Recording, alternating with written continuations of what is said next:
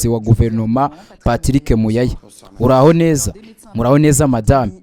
Hari abaganga bavuga ko icyorezo cya Ebola kiri gusuzugurwa. Ese koko guverinoma ifite ubushobozi bwo guhangana n'iki cyorezo? Mbere na mbere sinshaka guteza abantu ubwoba kuri iki kibazo, kuko iki ari icyorezo cya 17 duhanganye nacyo. Dufite ubunararibonye n'ubushobozi bukenewe. Merutse no kwibutsa ko mu mezi make ashize Iburate muri Kasai twawe n'icyorezo nk'iki, kandi icyo gihe nta bwoba nk'ubu bwari buhari. Ese uyu munsi abantu bashobora kugira impungenge kubera amateka ya Covid? Birumvikana ko ikibazo gihangayikishije kuko gihitana abantu benshi, ariko Repubulika Iharanira Demokarasi ya Kongo ishyizeho uburyo bwo guhangana nacyo bukora neza. Hari ibikorwa byinshi biri gukorwa, ariko haracyakenewe ubushobozi bwisumbuyeho. Ni muri urwo rwego Minisiteri y'Ubuzima yatumiwe mu nama yateguwe na Africa CDC i Kampala kugira ngo harebwe uko hashyirwaho gahunda ihuriweho yo guhangana n'icyorezo muri Kongo, Uganda na Sudani y'Epfo. Hari amakuru yavuga ko u Rwanda na Uganda byafunze imipaka.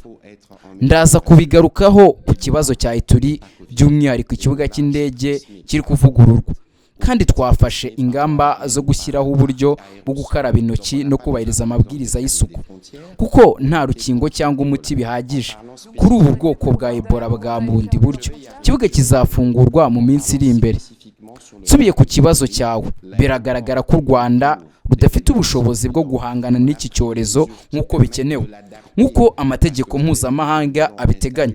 U Rwanda ni rwari rukwiye gufunga imipaka, bari gushyiraho uburyo bwo gukaraba intoki no korohereza abaturage gukomeza kugenda, kuko iyi ndwara yandurira mu guhura gusa. Uganda yo nyuma y'inama yabereye hano yahuje Minisitiri w'Ubuzima n'abayobozi ba Africa CDC ishobora kongera gufungura imipaka mu minsi iri imbere. Parce qu'ils prépareraient leur propre riposte. D'abord, ils n'ont aucune capacité. Minisitiri w'Ubuzima twavuganye uyu munsi yambwiye ko guverinoma yamaze gutanga miliyoni 20 z'amadolari yo gushyigikira ibikorwa byo kurwanya Ebola mu minsi 10 gusa kuva icyorezo gitangajwe. Twamaze gushyiraho ibigo byo kuvurirwamo n'ibindi bikoresho bikenewe.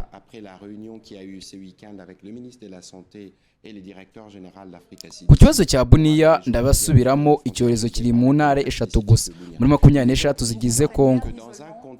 Ku kibazo cy'u Rwanda ariko hari nk'uburyo bwo kwigizayo intara ya Kivu y'Amajyaruguru, cyane cyane ko nyuma y'inama mpuzamahanga yabereye Paris ukwakira ikibuga cy'indege cya Goma kitari cyafungurwa.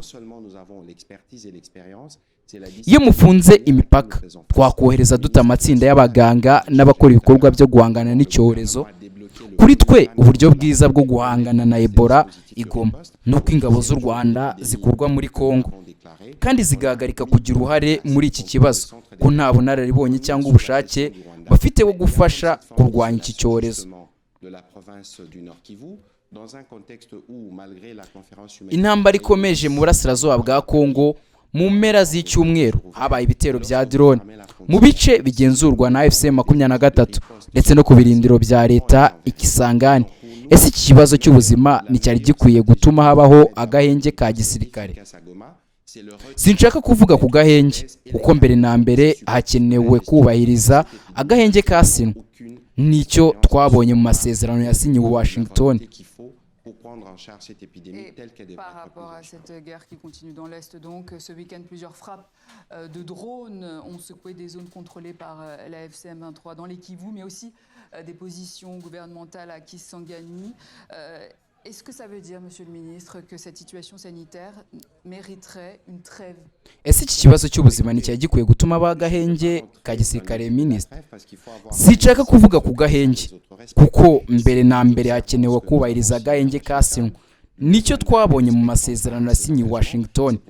U Rwanda nirwubahiriza ibyo rwiyemeje, niyo mpamvu abanyamerika barufatiye ibihano. U Rwanda na M23 bakomeje gukorana nk'umubyeyi n'abana be.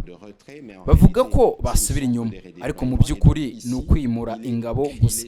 Icyo dushaka ni uko u Rwanda rukura ingabo zarwo muri Kongo. Agahenge k'igihe gito ntikahagije, kuko kurwanya Ebola bishobora gufata amezi 4 kugeza kuri 6. Pour qu'elle soit totalement endiguée. Et donc, c'est peut-être un événement qui devrait pousser davantage les médiateurs américains d'obtenir le retrait pur et simple de troupes rwandaises de nos territoires. tuvuze kuri leta zunze ubumwe za amerika iminsi mike hari igikombe cy'isi kandi leopard yamaze kubona itike. ese mufite impungenge ko abanyekongo bashaka kujya gushyigikira ikipe yabo bashobora guhura n'imbogamizi? turimo kuganira n'abategetsi ba amerika. mbere na mbere ndashaka guhumuriza abantu ko ikipe yacu iri mu mwiherero mu Bubiligi kandi benshi mu bakinnyi bakinira hanze ya Kongo nta mpungenge rero zihari. abakinnyi bazajya muri amerika nta kibazo. tuzanasaba abanyekongo baba muri Canada no muri amerika kujya gushyigikira ikipe yabo muri icyo gihe, kandi turi kuganira na amerika kugira ngo abaturage benshi bashobore kubona uburyo bwo kujya muri iki gikombe cy'isi. ikindi ni uko dufite uburyo bunoze bwo gutangaza amakuru mu mucyo. nta rwego mpuzamahanga rudushidikanya ku bunararibonye bwa Repubulika Iharanira Demokarasi ya Kongo mu guhangana na Ebola. niduhabwa ubushobozi bwisumbuyeho tuzabasha kugenzura neza icyorezo no gukurikirana abantu bose bashobora kuba baranduye cyangwa bahuye n'abanduye. mu minsi iri imbere hashobora gutangazwa abandi bantu bakekwaho ubwandu cyangwa abanduye bashya. ni uburyo bwo kugira amakuru yuzuye kugira ngo dushobore gufata ingamba zikwiye.